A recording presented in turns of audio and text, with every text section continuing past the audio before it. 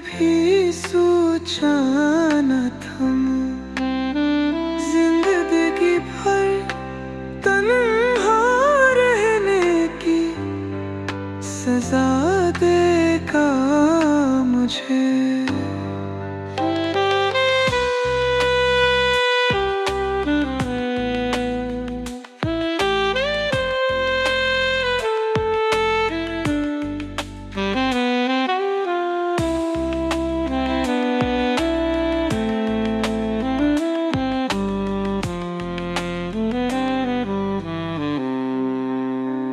दिखता है आसमां तपता हुआ पर्वत के अब सब्ज खलत पानी बरसा कर खुदा देगा मुझे।